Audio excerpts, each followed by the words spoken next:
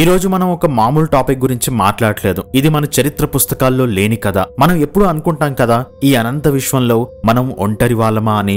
Aliens నిజంగానే ఉన్నాయా? ఒకవేళ ఉంటే వాళ్ళు ఎప్పుడైనా మన భూమి మీదకి వచ్చారా? ఈ ప్రశ్నలకు సమాధానం వెతుకుతూ చాలా మంది సైంటిస్టులు ఆకాశంలోకి టెలిస్కోపులతో చూస్తున్నారు. కానీ కొందరు మాత్రం ఆకాశంలోకి ఎందుకు, సమాధానం మన కాళ్ళ కిందే ఉంది, మన పూర్వీకులు మన కోసం వదిలి వెళ్లిన ఆధారాల్లో ఉంది అని అంటారు. వాళ్ళు చెప్పేదాన్నే ఏన్షియంట్ ఏలియన్స్ థియరీ అంటారు, లేదా పేలియో కాంటాక్ట్ అంటారు. అంటే పురాతన కాలంలోనే ఏలియన్స్ మన భూమి మీదకి వచ్చారని, మన పూర్వీకులతో మాట్లాడారని, వాళ్లకు టెక్నాలజీ నేర్పించారని, అందుకే వాళ్ళను మన వాళ్ళు దేవుళ్ళు అని పిలిచారనేది వీళ్ళ వాదన. ఇదంతా ఎటర్నల్ సినిమాలో చూసిందే కదా అని మీరు కొట్టి పారేయొచ్చు. కానీ ప్రపంచం నలుమూలలా ఉన్న కొన్ని పురాతన గుహల్లో గీసిన చిత్రాలు చూస్తే మాత్రం ఒక్క క్షణం మనకు మైండ్ బ్లాక్ అవుతుంది. కొన్ని వేల సంవత్సరాల క్రితం ఆ చిత్రాలు వేసింది మన పూర్వీకులే. కానీ ఆ చిత్రాల్లో ఉన్నవి మాత్రం మనకు తెలిసిన మనుషులు, జంతువుల్లా ఉండవు. అవి అచ్చం మనం ఈరోజు సినిమాల్లో చూసే కథల్లో ఊహించుకునే ఏలియన్స్ లాగా, ఆస్ట్రోనాట్స్ లాగా ఉంటాయి. ఇలాంటివి ప్రపంచంలో చాలా చోట్ల ఉన్నా ఈరోజు మనం రెండు ముఖ్యమైన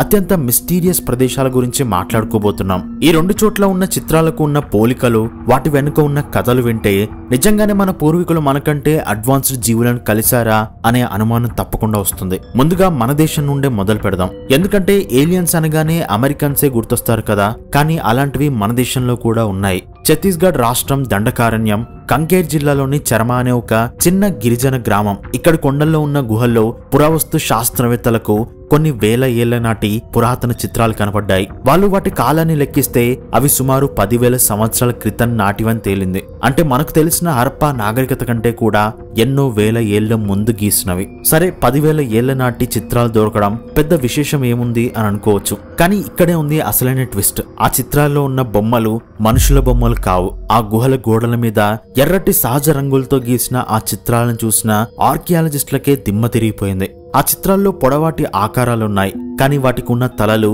మనుషుల తలల కన్నా చాలా పెద్దవిగా ఉన్నాయి. మొహం మీద కళ్ళు, ముక్కు, నోరు ఇలాంటివేవి స్పష్టంగా గీయలేదు. అందర్నీ ఆశ్చర్యపరిచిన విషయం ఏంటంటే ఆ ఆకారాలు బట్టలు లేకుండానో ఆకులు చుట్టుకొనో లేవు. అవి అచ్చం ఈరోజు ఆస్ట్రోనాట్లు వేసుకునే స్పేస్ సూట్ లాంటివి వేసుకొనున్నాయి. తల మీద స్పష్టంగా ఒక హెల్మెట్ లాంటి నిర్మాణం ఉంది. కొందరికైతే తల మీద యాంటీనా లాంటివి కూడా ఉన్నాయి. వాళ్ళతో పాటు ఒక వింతైన వాహనం కూడా గీసి ఉంది. అది గుండ్రంగా ఒక పల్లెం ఆకారంలో, దానికి కింద ల్యాండింగ్ గేట్స్ లాంటివి ఉన్నాయి. ఆ వెహికల్ నుండి కిందకి కాంతి కిరణాలు వస్తున్నట్లు కూడా గీశారు.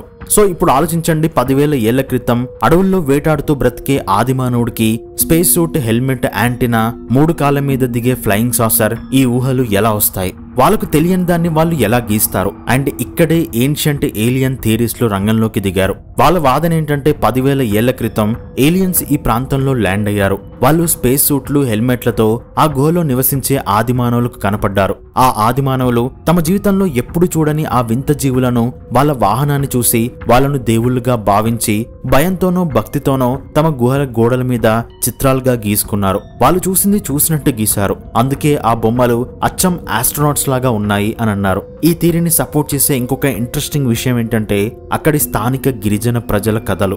జేఆర్ భగత్ అనే ఆర్కియాలజిస్టు ఈ ప్రాంతంలో రీసెర్చ్ చేస్తున్నప్పుడు అక్కడి గిరిజనులతో మాట్లాడారు. ఆ గిరిజనులు తరతరాలుగా కొన్ని కథలు చెప్పుకుంటున్నారు. వాళ్ళ పూర్వీకుల దగ్గరకు రోహేలా ప్రజలు అనేవాళ్ళు ఆకాశం నుండి వచ్చేవారట. ఈ రోహేలా అంటే చిన్న లేదా పొట్టి అని అర్థం. ఈ పొట్టి మనిషిలో ఆకాశం నుండి ఒక గుండ్రని పల్లెం లాంటి వాహనంలో వచ్చేవారని, ఊరి దగ్గర దిగేవారని, వాళ్ళు ఊరి నుండి ఒకరు లేదా ఇద్దరు గ్రామస్తులను తమతో పాటు తీసుకెళ్లిపోయేవారని, అలా వెళ్లిన వాళ్ళు మళ్ళీ ఎప్పటికీ తిరిగి రాలేదని ఆ గిరిజనులు ఇప్పటికీ నమ్ముతారు. అందుకే వాళ్ళు ఆ గుహల్లో ఉన్న చిత్రాలను ఇప్పటికీ పూజిస్తారు. ఒక్కసారి ఆలోచించండి, 10,000 ఏళ్ల నాటి పెయింటింగ్, ఈ రోజు మనం చెప్పుకునే ఏలియన్ అబ్డక్షన్ కథలు రెండూ ఒకేలా ఉన్నాయి కదా. స్పేస్ సూట్లు వేసుకున్న పొట్టి మనుషులు, గుండ్రని వాహనం, ఇదంతా కోఇన్సిడెన్స్ అనుకోవాలా? అండ్ ఇదొక్కటే కాదు, మన దగ్గర ఇంకా సాక్ష్యం ఉంది. ఇప్పుడు ఇండియా నుండి ఆస్ట్రేలియాకి వెళ్దాం. ఛత్తీస్గఢ్ అడవుల నుండి పశ్చిమ ఆస్ట్రేలియాలోని మారుమూల కింబర్లీ ప్రాంతానికి వెళ్దాం. ఇది ఆస్ట్రేలియాలోని అత్యంత పురాతన రిమోట్ ప్రాంతాల్లో ఒకటి. ఇక్కడ లక్షల సంవత్సరాలుగా ఆస్ట్రేలియా ఆదివాసీలు నివసిస్తున్నారు. ఈ కింబర్లీ కొండల్లో ఉన్న గుహల గోడల మీద కొన్ని వేల సంవత్సరాలుగా గీయబడుతున్న అత్యంత పవిత్రమైన వింతైన చిత్రాలున్నాయి. ఈ చిత్రాలను వాళ్ళు వర్జినా అని పిలుస్తారు. ఈ పెయింటింగ్స్ ని మొదటిసారి చూసిన ఎవరికైనా సరే ఒళ్ళు జలధరిస్తుంది. ఈ బొమ్మలు చాలా పెద్దవిగా ఉంటాయి. కొన్ని 20 అడుగుల ఎత్తు వరకు కూడా ఉంటాయి. వాళ్ళ శరీరాలు ఎప్పుడూ తెల్లటి సున్నంతో గీసి ఉంటాయి. కాళ్ళు చేతులు చాలా సన్నగా నామమాత్రంగా ఉంటాయి. అందరినీ షాక్ కి గురి చేసేది వాళ్ళ తల. పెద్ద గుండ్రని తల, దానికి 2 పెద్ద నల్లటి కళ్ళుంటాయి. ఆ కళ్ళకు కనుపాపలుండవు. అచ్చం బ్లాక్ హోల్స్ లాగా లోతుగా ఉంటాయి. అత్యంత వింతైన విషయం ఏంటంటే ఈ వందలాది వర్జినా చిత్రాలలో ఒక్కదానికి కూడా నోరుండదు. ప్రతి వర్జినా తల చుట్టూ ఒక పెద్ద హాలో లేదా హెల్మెట్ లాంటి వలయం ఉంటుంది. దాని నుండి కొన్నిసార్లు కాంతి కిరణాలు వస్తున్నట్టు గీసుంటుంది. సో ఇప్పుడు ఇదంతా విన్న తర్వాత మీ మనసులోకి ఏ రూపం వచ్చింది? పెద్ద తల, నల్లటి పెద్ద కళ్ళు, చిన్న శరీరం, నోరు లేకపోవడం, తెల్లటి రంగు, తల చుట్టూ హెల్మెట్, ఇదంతా అచ్చం ప్రెజెంట్ యుఎఫ్ఓ కథల్లో సినిమాల్లో మనం చూసే గ్రే ఏలియన్స్ రూపాన్ని పోలి ఉంది. ఏన్షియంట్ ఏలియన్స్ థియరిస్ట్ల వాదన ఇదే. ఆస్ట్రేలియా ఆదివాసీలు 1000 ఏళ్ల క్రితం ఈ గ్రే ఏలియన్స్ ను కలిశారు. వాళ్ళు ఎలా ఉన్నారో అచ్చం అలాగే గోడల మీద గీశారు. వాళ్లకు నోరెందుకు గీయలేదంటే ఏలియన్స్ నోటితో మాట్లాడరు. వాళ్ళు టెలిపతి ద్వారా మాట్లాడుకుంటారు.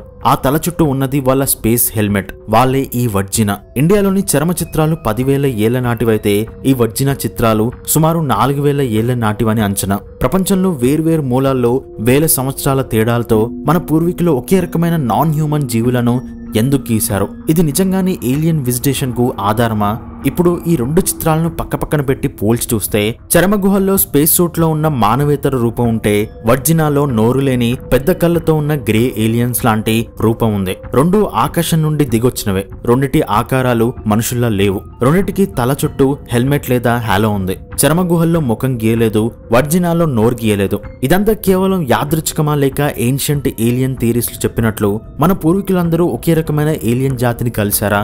అందుకే వాళ్ళ చిత్రాల్లో ఈ పోలికలు ఉన్నాయా? కానీ ఇక్కడే ఈ కథలో అసలైన ట్విస్ట్ ఉంది. వర్జినా విషయంలో ఆ చిత్రాలు గీసిన సంస్కృతి, ఆ ఆదివాసుల సంస్కృతి ఇప్పటికీ బ్రతికుంది. వాళ్ళు ఇప్పటికీ ఆ గుహల్లో పూజిస్తున్నారు. సో ఏలియన్ థియరిస్టులు ఊహించినట్లుగా కాకుండా మనం నేరుగా ఆ చిత్రాలు గీస్తున్న వాళ్ళ వారసుల్నే అడగొచ్చు, ఈ బొమ్మలేంటి, వీళ్ళు ఏలియన్సా అని. మరి వాళ్ళు ఏం చెప్తున్నారో తెలుసా?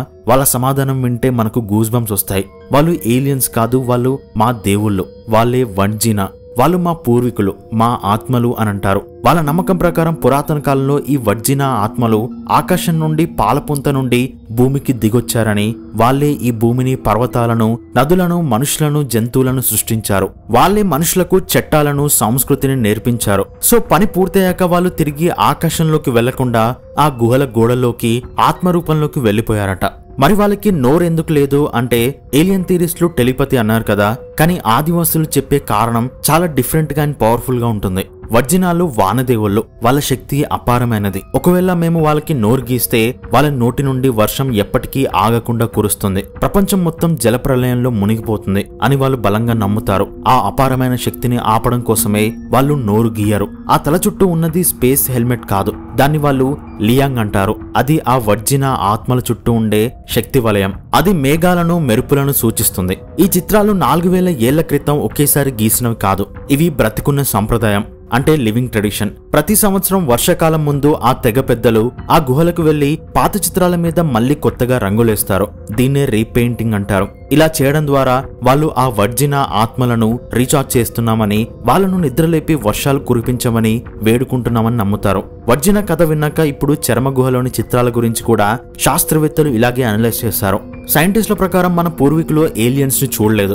వాళ్ళు వేసుకున్నవి స్పేస్ సూట్లు, హెల్మెట్లు కాకపోవచ్చు. అవి కేవలం గిరిజనులు ధరించే ఆచారబద్ధమైన తలపాగాలు లేదా ముసుగులు కావచ్చు. అండ్ ఆ యాంటీనాలు బహుశా జంతువుల కొమ్ములు లేదా ఈకలు కావచ్చు. అండ్ వాటికి ముఖాలు గీయకపోవడం కూడా పురాతన కళలో మామూలే. వారు ఒక నిర్దిష్ట వ్యక్తిని కాకుండా ఒక ఆత్మను లేదా ఒక దేవుడి రూపాన్ని గీసినప్పుడు ముఖం గీయకపోవచ్చు. ఆ గుండ్రటి పళ్ళెం ఒక గుడిసె కావచ్చు, లేదా ఒక మంత్రగాడు వాయించే డప్పు కావచ్చు, లేదా సింబాలిక్ గా ఆకాశం లేదా సూర్యుడు అని గీసుండొచ్చు. వాళ్ళ ప్రకారం మనమేమో మన 21వ శతాబ్దపు సైన్స్ ఫిక్షన్ కళ్ళద్దాలు పెట్టుకుని ఆ చిత్రాలను చూసి అవి ఏలియన్స్, ఇవి స్పేస్ షిప్స్ అనుకొని మనకు మనమే ఊహించుకుంటున్నాం.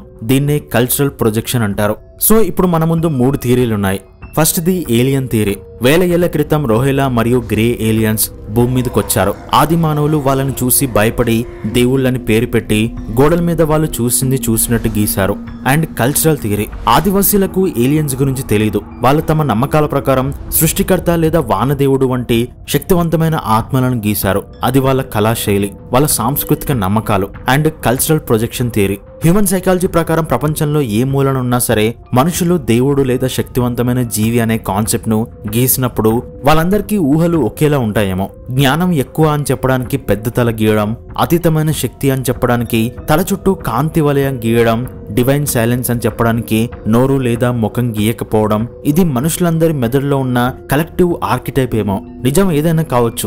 ఆస్ట్రేలియా ఆదివాసీలు చెప్పినట్లు అది వాళ్ళ వానదేవుడు కావచ్చు, ఛత్తీస్గఢ్ గిరిజనులు చెప్పినట్లు అది రోహెలా కావచ్చు, లేదా ఏలియన్ థియరీస్లు చెప్పినట్టు అది ఏన్షియంట్ ఆస్ట్రోనాట్స్ కావచ్చు. ఏది ఏమైనా ఈ చిత్రాలు మనకొక నిజాన్ని మాత్రం బల్లగుద్ది చెప్తున్నాయి. మన పూర్వీకులు కేవలం వేటాడుతూ నిప్పు రాజేసుకుని బ్రతికిన అనాగరికులు కాదు. వాళ్లకు విశ్వం గురించి తెలుసు, సృష్టి గురించి తెలుసు. మనకంటే లోతైన బలమైన నమ్మకాలున్నాయి. వాళ్ళ కళ, వాళ్ళ ఊహ, వాళ్ళ ఆధ్యాత్మికత మన ఊహకు అందనిది. ఈ మిస్టరీల గురించి మీరేమనుకుంటున్నారో కింద కామెంట్స్ లో చెప్పండి. అండ్ ఈ వీడియోలో ఇన్ఫర్మేషన్ మీకు నచ్చితే తప్పకుండా లైక్ చేయండి. అలాగే ఇలాంటి మరిన్ని వీడియోస్ చూడాలి అనుకుంటే ఒక్కసారి మన ఛానల్ ని విజిట్ చేయండి. అండ్ వీడియోస్ నచ్చితేనే సబ్స్క్రైబ్ చేసుకోండి. సో ఇంతవరకు మన వీడియోని చూసినందుకు థ్యాంక్స్ ఫర్ వాచింగ్. అండ్ మరొక వీడియోతో మళ్ళీ కలుద్దాం.